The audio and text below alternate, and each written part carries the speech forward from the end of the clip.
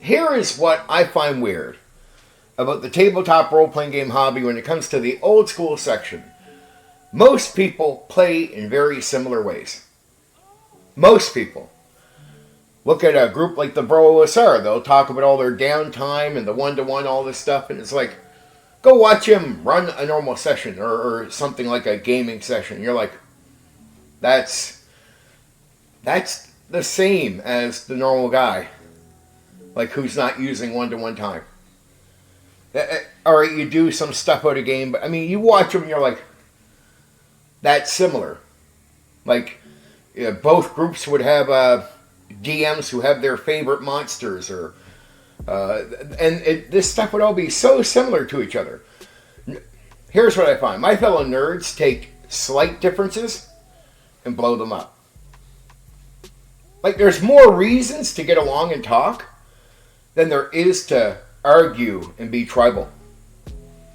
Like, there's more reasons to drop the ego because you're so closer to each other than you are separate, that it sort of becomes silly to think of these things as separate. But my fellow nerds, again, take this and blow it up to this.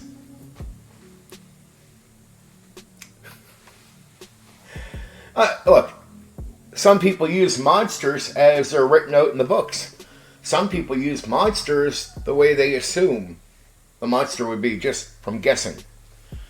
Some people have been so used to using monsters from just assuming, they always use them that way. I mean, I know guys who have been gaming for like 30 years. I put out my recent video about the monsters, about goblins and kobolds. I guarantee there's some guys out there that have been in this hobby for years that have heard some of what I said and said, I never thought of doing that. But they've been doing this forever. But it's because they guess. And this, in the old school, again, things are so similar to each other. Like fudging the dice, fudging dice rolls, usually is less about helping the DM with a villain or something, and more about protecting the players. And a lot of people do it where you don't really need to fudge dice. I could tell you a secret that would just get you over the hump. Monster behavior. It's really important that you know you can control that. It's like, okay, I mean, and some guys get this sometimes by accident, and they don't go back to it that often. But you can get a dumb goblin who just decides he's going to do something stupid instead of just stabbing you to death, which he could at that point, but he's not going to. Or you could roll and fudge the dice. But I mean, if you didn't want to do that, you could just change the behavior of the monster, right? Look, some monster could be fighting the characters and going to wipe them out, and suddenly it gets a massive headache for whatever mysterious reason. Now, I'm not saying you do that. I'm just saying we're so much similar to each other. And my fellow nerds blow up the games to be bigger than what they are, and then when you watch a session, you realize gaming is simple. Tabletop role-playing games are simple, but a lot of people can be really on the edge, nervous, like just trying to get everything right, because it's not really that the game is hard to understand, it's performing that a lot of people can have a hard time with. And it's the way they perform, like, man, I gotta get the monster to attack to make action happen. And so over the years, I've talked about DMs where you'd see like the monster. I mean, the description you're given is like this thing is 100 yards away, and then you're told like, you see him, all right, man, he's going to move up and attack. Roll initiative. Whoa, wait. He's so far away. Don't I get to do something? Like, unless I call it out, I'm rolling initiative. But the monster had to move 100 yards. Why don't I get time to do anything? The game master is, or the dungeon master is, nervous. They're nervous, and this is the way they do it. A lot of DMs do stuff like that, and they just never get called out. It's accepted behavior from the DM. Right? You'll hear a lot of guys, individuals, that will complain about player agency. Don't tell the player how their character feels. I got to tell you, especially in the old school, there's a lot of game masters that just tell players how their characters feel. And guess what? Most players just nod their heads and go along with it. They don't even think about it. Or the mother may I issue. We talk about it. Mother may I is like, look, you should just know to tell your DM you're going to do that. Because you could just say you're going to do that. There's no need to ask a DM permission, a Dungeon Master permission, to want to try that action. Or you get these questions where it's like, here's the player asking for information they should not just be able to have, right? It's like, your character wouldn't know that, so how would you know? But that's more consistent and constant than you think it is when it comes to questions like that. Even for players who've been playing for years, because a lot of people just get into a rhythm of playing these games, and that is it. And I mean a lot, right? You'll get individuals that will complain out there, but they'll complain about the thing they're still going to run into. The mother may I stuff, the asking for stuff you shouldn't bother with, or again, you'll hear people that will point out like, how did the monster get to me? But it's like, it's just going to go on next time.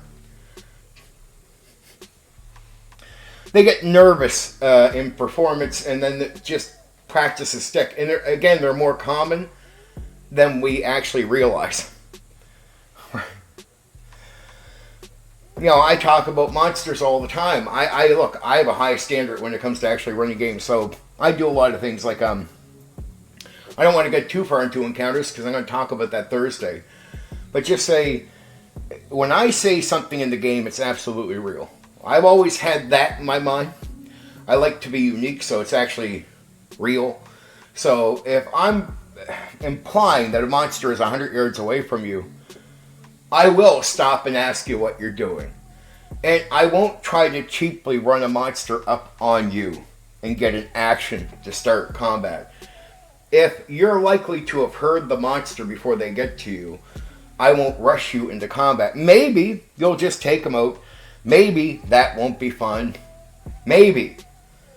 But I just go with it. I don't care about that kind of stuff. And I think it's important to go with it because what you say is real. If it's 100 yards away, the player should have time to react with more actions than instant, oh, you're in initiative. Right. I could judge that as bad game mastering, that you rush to initiative, DM. But then how many DMs would be mad at me for saying this? Because many of them out there do that. You know what I mean? Like, I'm not trying to make you upset by mentioning this out loud. Right. A lot of people, game masters, instead of following the old school way of looking at hit points as exhaustion, they'll want to put details in the fluff up how the action is going. You get stabbed, this happens, and then you'll hear like, man, he's been stabbed, blood's all over the place, or he has 1 hit point. He goes to roll. There's no penalties on the dice rolls. There's no penalties for being slow, for bleeding out, nothing. Now, when I do that stuff, I don't worry about some table to follow. But if I say blood is all over the place and you're this and that and weak, you're weak. And what I say becomes real. So I'll apply that as penalties to your stats in some cases. A lot of DMs don't. Old school, I mean. It's just fluff to make it sound all pretty. Right? Just saying. Most old school DMs run monsters in the way they assume they will be ran. Like, for example, today I put out a video about the behavior in combat of kobolds and goblins. Some DMs will run that closer to what I explained. A lot of DMs won't. And I guarantee there's a lot of DMs who've been running it for a long time that might hear that video that will privately enjoy what I said. It will make goblins and kobolds sound way more interesting than maybe the way they've been using them. And guess what? The majority have been using them based more on assumption than anything else. It's true. It's absolutely true. Right? I remember when I was young, there would be a lot of these little ideas that would come up, like clever ideas for old school D&D. But I swear, nowadays, especially with the majority, it's a myth of what happened. So I put out a video about clever things you could do, like ways you could make a torch out in a boat and clever things like that. Some things are still pushed, but a lot of things aren't used like they were back then, right? From soap, bring it with you so you can try to get out of, like, you know, if you're locked up or something. Everything, right? Like a fishing line with like a hook or magnet, so you can get in tight areas. Like, that stuff sounds really brilliant to a lot of guys because that's the way people used to do it, but the majority don't. The majority just go into a dungeon and sort of try to slide by. And there'll be some tricks DMs will use, but not a lot. And so the pressure to use a lot of these things might be there, might not be there. Yeah. What I did was I got used to the basic stuff that I knew over the years, and I just put a high standard to get things right, to read the book, to do a lot of little things a lot of modern old school people don't do. When I say modern, just people current day don't do, right? Like, you'll hear about people having done it, but they don't do it. And again, these games are way more similar. So criticism like the Mother May I thing hits home for a lot of people. They actually know, a lot of players know they do this. So they might be very offended that I even mentioned. I'm not trying to offend you guys. We're having a real talk here. A lot of you, and I mean a lot of you, even guys who've been playing 10, 20 years, will still ask permission to do something they should know that they can just do. Or they'll ask for information where there's no real way they could get the information. And to be given the information would give them a bump up, but it's like how would you know that, right? How would you know that about the thing? And because players can get so used to sticking in the zone, the pressure to advance their play and their focus, it's not there for a lot of players, right? It's pressure. I know this because I'm a public DM over the years. So I take in a lot of your guys' players that get loose and end up in other places. They need a DM. They come into my game, and they've been playing 15, 20 years with some of you out there. And it's like, okay, Mother May I. They play this way. And right away, there's a lot more pressure in my game to get things right. Because I'm someone who actually does everything, not by the book, as I do host rules and that, but when I do something by the book, it's by the book in the details, and I don't focus on assumption. Actually, I take the knowledge and try to extend what I want to do with it. I am actually comfortable in the Game Master chair, so I was comfortable from the time I started. Right? I was just comfortable from the time I started. So, I never rushed things, and I had a good DM mentor who was the same way. He wouldn't just rush up a monster on you. He was very realistic with the way he approached. So, what he says is real. If something's 100 yards away, it's going to take that thing movement time to get to me. So I get time to do something. Maybe I'll shoot down the enemy. But he wouldn't concern himself with that, neither do I. I'll give enemies, they can be this far away, they're getting up slowly, it's like, are you guys doing anything? Because a lot of players that are not pressured to react or take advantage, they don't take the initiative a lot. They'll ask questions. They'll do the Mother May I thing because the pressure to think is not there. Usually it's just like, oh, this is thrown at them right quick, and they got to sort of accept what the Game Master is going to tell them, because the Game Master is not really balancing out what is going on. And then there's some things where it's common sense. The Game Masters will panic when they realize you've realized something, a flaw in the system, right? They can panic because they might realize, oh, I'm hiding these gems away, but if you flip the thing over, oh, it's easy to get, uh-oh. I better make something happen right quick. Grab. See, I'm the type that I would always allow myself to pay the price to learn. So if I put something in there and players carelessly noticed that I did something wrong, I wouldn't penalize them or try to cheap out of what's happening. It's like, damn, yeah, you got it. I got to learn from that.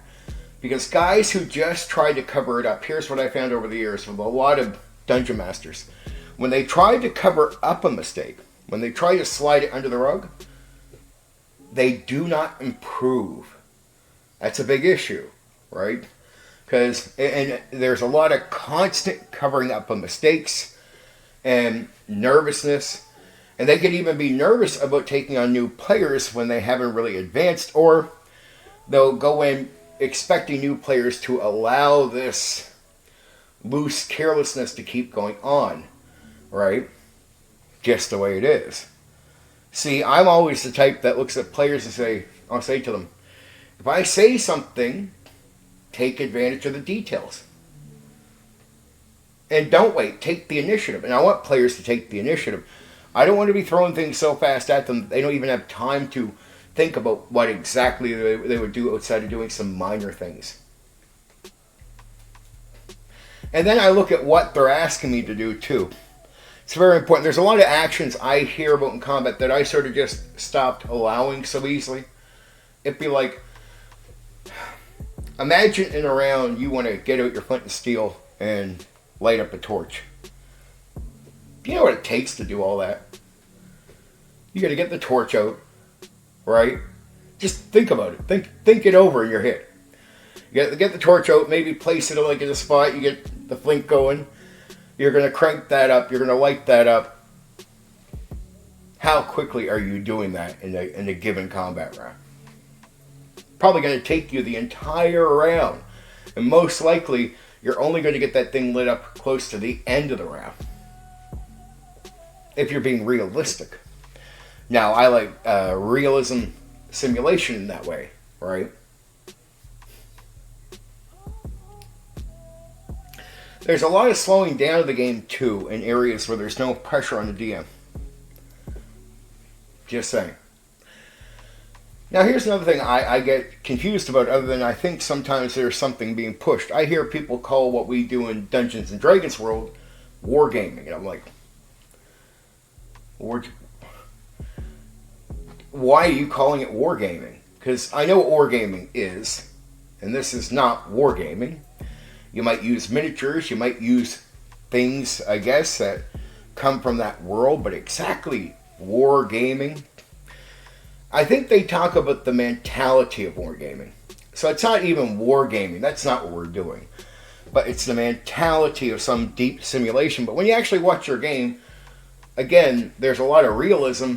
The same wargaming guys are promoting it are doing all of the issues I talk about. Carelessness, rushing monsters up, stuff like that. Seeing the game as you versus the player characters. Well, think about how easy it is to cheat in your favor, but most of the time you'll fudge in their favor. There's not a lot of you versus the characters, and if you get rough and play it out, as far as being rough on them, here's what I don't like. Like, here's an example. There's exhaustion rules where you can get exhausted as player characters. And the guy will play that out because it screws you and, oh, aren't you impressed that he's doing that? But he'll be careless in how you encounter things or the fluff. Like, it's like cutting off a goblin's arm. Blood. The game master says blood is squirting out. Well, there's blood? Is there a goblin beside him? Is that going in his face? Or on him? Or on the ground where he might slip? From something wet? Is that happening? I don't like fluff, because I tell players, whatever I say is real, take advantage of the details. But the details have to become real. So I always have to think when I give fluff in there, I'm not giving fluff, so I'm making real. So I always consider what are the real consequences of the thing I'm stating out loud. I think that's very important. But that's a little bit of comfort and pressure. Again, I see so much clashing and arguing. Here's a simple one. Well, if you play evil characters, doesn't that make you evil? People don't play. It's like you're playing a video game where you're shooting everyone. People doing that are not evil, right? I guess there could be someone who is leaning into evil that might be doing that game, but a lot of people that might play that game are not playing it for the intent of being evil, like, oh, they're evil. But a lot of people like the side of what is it to play characters that are going to be mean to people, that are going to be cruel. And guess what? It could even be fun if you get a DM that seriously just says, okay, I'll take what you're doing serious. And we'll just run where you're playing evil characters. And let's see what success means. And actually, it could be very interesting and cruel, but very interesting to see what success means when you're evil compared to when you're playing good characters. But even playing good characters, in most D&D games, we're not playing heroes. We're playing dungeon thieves, going in for loot. Like, we're there to be greedy for money and everything else. So in a way, there's not a lot of exactly great good characters. Like, it's not played exactly what you would consider good heroes. They're in the thing to get the pay, to do the thing, right? And everyone is looking for some form of pay. Maybe the paladin can't take too much money, but they definitely want something. The player wants something out of the situation. There's a lot of old school DMs that won't do too much social interaction, right? They'll tell you, all right, yeah, you talk to the merchant for a second. He says, okay, what do you want to buy? Because that type of social interaction is not too important to them. Though at times they could get into it a bit. Maybe they feel the guard needs to say something specific to you. So they'll get a bit more into the details. Not often. Some can get comfortable with it a bit, but it's still a bit.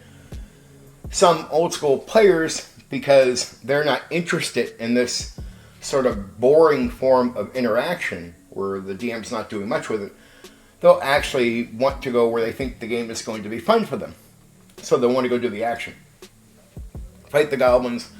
They want to get into the dungeon. And some players come into the game going, that's really all they want to do. They want to get to wherever the part of the gamey game is happening. And a lot of these guys, where they don't pressure themselves to do a little better at the game, like the DMs, especially more modern old school guys, they'll use miniatures because they'll have a hard time. They don't pressure themselves to think that much. So pure theater of the mind, if the combat gets too big, they can start getting confused. It doesn't mean they couldn't pull it off. There's just not a lot of pressure on them to pull it off, and they take an easy out with paper, miniatures, and they don't push themselves too hard, because overall they're not pushing themselves too hard. Right? And there's a lot of getting away with moving the monster up faster. There's a lot of getting away with stating fluff in the game, and no player expecting that detail to actually affect what is happening, say with stats and whatnot. My point is, we get lost in debates, egos, and arguing over almost nothing. Over almost nothing. Now, I'm not calling out anybody who does any of these things in the game. I actually hope that when I put out that recent monster video and stuff like that, I get you thinking where even the DM that hears that goes, I want to be creative too with the kobolds. I want to be creative too with the goblins. Like, I want to inspire people, because that's what got me to care. Was thinking about the cool things. And then going, oh, my assumption, man, how lacking is that? So when I put this stuff out, this is why I don't care if you've been in the hobby for 40 years. I want you to listen. Because you might have been doing it in this other way, and I want you to be inspired like I was. And I know, even after 40 years, I can get you there. I want to tell DMs that they should be more comfortable with social interaction overall. And they don't need to do voices. I always push that because I say tone. Alright, you speak a little deeper for the guy, and you say what you think the soldier would say. But guess what? You can do the female merchant too. Lower your tone. Speak in words you think she would say. Not a problem. It actually works. Your players take it in.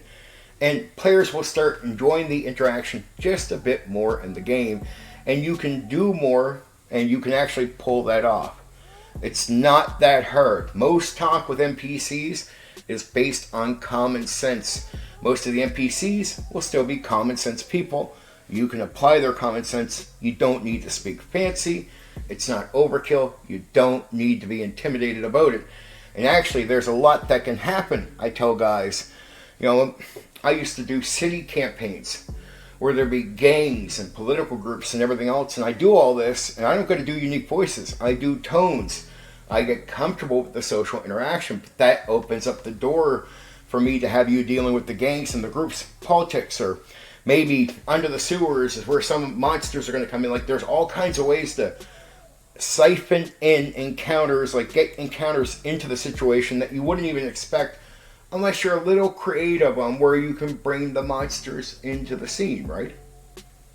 And I want players to really feel like they can count on the details they're being given. And I do want players to feel pressured to have to think, have to consider, have to take in the details. Why do I tell my players to focus on the details to take them in? It's so they know they're not going to be rushed, and it really is on them to think of what they want to do in reaction. And, it's good to not answer questions that are the mother may I. Can I do this? Tell me what you want to do. Don't say yes or no. Tell me what you want to do. Right? You don't answer to that person. You say, what's your action going to be? Right? Like that's it. And all you're going to say to them is at the end of explaining the action. So you're going to do that? If he says, oh, I can? Are you going to? Never reply. Because you really want them to learn that they should take the initiative for the pace of the game. It actually does help when they just take the initiative on their actions. It really does. It's good. Because if not, you create habits where you're always being asked. And at one point, you might as well say a percentage of the game for that character is being played by the DM. Right? The DM has to give answers to make an action happen. You don't want that. We are so closer on these games, it's only minor tweaks that can really improve a lot of what we're doing. And I tried to get minor tweaks out there. Remind people why monsters, like, why are mimics in the dungeon? It is to trick players, but to get them to think. It's a manipulation tactic. Why is the rust monster there? Because it is about threatening their gear, because gear and items, because they improve character so much, will really, really concern a player if they're going to lose that gear, because they value gear so much. It's not just there to fuck around without understanding the manipulation that follows. Or the big, gooey cube that floats around that can turn you into mush, right? That you can just run into unexpectedly. I put that video out where I knew a lot of people that had been doing this for a long time would still be impressed and be like, oh, wow, really? I never thought of it. Yeah, but you've been doing it for years, but you're still impressed. Because a lot of this you don't think of when you're doing it, because maybe your DM hasn't really went into the details or even explained it to you, or maybe not even explained it to themselves clearly. I'm not trying to insult people, but this is true for a lot of people. Not just a minority of DMs, the majority of DMs. That's why when I explained the kobolds and goblins today and talked about the bugbears, the ambushing can be a bit popular, so that gets used by more DMs. But for the most part, there's going to be a lot of DMs out there hearing the kobold and goblin descriptions of the way they go at combat and go, oh, wow. Because they've been using them in assumed ways that might be very basic. So I try to improve people in the old school, especially around Dungeons and Dragons, and even other games if I can, if I think this practice is leaning over to other games, right? But it is a practice, and I give this out because I still think it's valuable. That's why when I hear a guy who's been doing it for 40 years say, I don't need advice, I'm like, a lot of you would be helped by hearing this, because it's not so much advice. You are a nerd. I promise you the thing that interests me will interest you. You might have ignored this for a long time. That just honestly has most likely happened. And you don't even have to admit that I'm the one who got you there thinking about this stuff. But that would be my thing for now on, DM. Any DM out there, What you state is true, and your players should be allowed to take advantage of it. And the scene should be affected by what happens. Like the goblin blood coming out where the arm was cut off should affect the scene. If you're going to have damage done to the body of a player character, well, if they're bleeding out all over the place or they've been stabbed like they should be limping or something, that should affect armor class. If their arms are weakened and they're hanging down like this, that should affect how well they can attack, so a penalty should be given. And if you imply there's space, a lot of space between the characters and the monster, that should create time. That's important. But another thing you can do to avoid just fudging all the dice rolls to save characters is remember, behavior with monsters can mean that they don't have to fight like machines in a video game. They can be stupid, careless, get headaches. All kinds of things can happen to a monster that makes them not just instantly attack and kill everyone.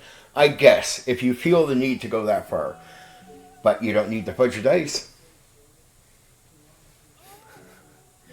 And a lot of old school DMs will talk like their games are just meat grinders, and some would be. But a lot don't meat grind at all. I'm serious, don't meat grind at all, and here's a reason. Here's a reason why AD&D 1E guys started leaning away from meat grinder games when I started coming into the hobby. They would barely ever complete a campaign. And it would turn players off. And you don't want to keep losing players. That's just real. And you want to complete campaigns or have the opportunity, right? Well, now you got to start fudging the dice. Meaning, you rolled a 20, that should kill him. Oh man, he missed you. Don't worry. Because it's behind a board, they can't see. Right?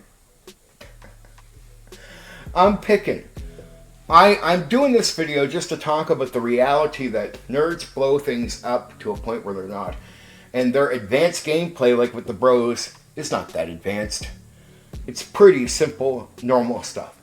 They have some rules where you might not be able to show up because your character's not there, but outside of these rules, the practical gameplay is the same as everyone else.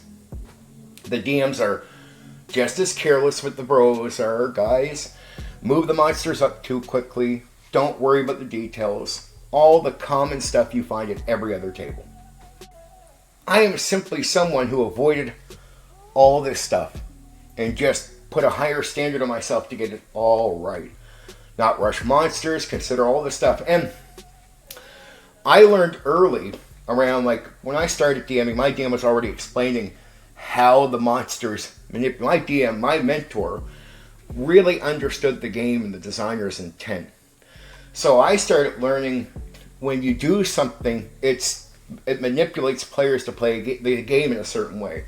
So since I knew that would happen, then I start deciding, okay, first off, understanding the monster so I can understand what they're doing to gameplay, especially for new players, and then understanding how I do things will decide how the players play the game. So the more I put in spots where they're being told to think about the details, so I want them thinking instead of being rushed with no time to think and then getting desperate. Because a lot of the Mother May I questions is confusion. It's panic, it's push, it's nervousness. Right? When you give players time to breathe, they get time to think and pressure to think. And that means there's a lot less Mother May I questions when you let them take advantage of your details. When you make them think about what you're saying. Because the second they know they can take advantage of your details and you prove it to them, now it's always an opportunity. And to take advantage of the opportunity, they don't ask questions, they need to think. And through that thinking, there's a lot less rushing, space between them and the monsters, stuff like that. Now they start talking about what they want to do rather than asking you about it. Then you got to get on players for bad habits of asking you nervously for details that they shouldn't even just know. Well, what about this, No, dude. Your character wouldn't know, you wouldn't know. So you got to learn to cut that stuff out. Just saying. And again, back to the social interaction. You don't need to do special voices. That has nothing to do with real Dungeons and Dragons. It's tone. Soft tone for feminine.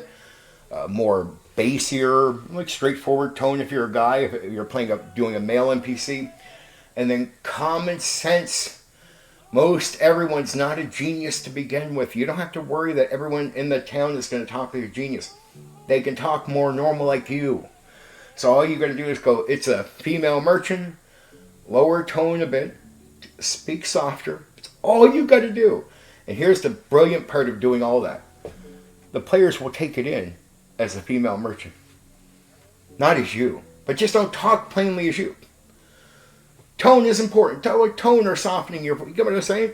Soften or just allow your voice to be bassy like a guy if you're a male DM for the male NPCs. Right? It's really not hard doing social interaction. And there's a reward to it because it allows players to have their characters now ask questions, interact, and there's actually fun in the interaction. As long as there's something to do, they're shopping for the item, they want to ask questions. That's actually pretty okay, even for the guys that normally would avoid interaction if you're not doing much with them. If you're saying, just go ahead and buy and we'll mark it down, they're not experiencing doing it much to be interested in it. But the second they can go into the conversation, ask questions, they're nerds. They'll start asking in character, next thing you know, they'll rather that than just you saying buy stuff. Now they actually, so who owns it? Because by talking, maybe they can talk a price down. Maybe they can do all kinds of negotiating. Maybe they can talk to that guard and find out other information. And sometimes you got to talk in the interaction part before the player even thinks to ask a question. How many times have you DMs out there that might do some of the bad habits I talk about, talk to players where they're like, man, I should have asked about that when I was back in town. Or they think it's like, too bad I didn't have an opportunity. That happens quite often. It's because they're not doing a lot of the social interaction to even come to the thought to ask. They need opportunities. And then once you find out you can do it, that's another thing great DMs that are out there that think they can't. Because a lot of DMs skip this so much, they actually get bothered by doing it. Like it's almost stressful. They don't like to do it. They just want to get to the dungeon and fight. Actually, once you realize how much fun your players are having, it doesn't mean you want to stick in interaction, but you realize it's actually easier entertaining them for a period of time and giving them a fun session without a lot of pressure. Like once you realize you can just talk normal, like every NPC is going to be more just common sense, and you can actually achieve it.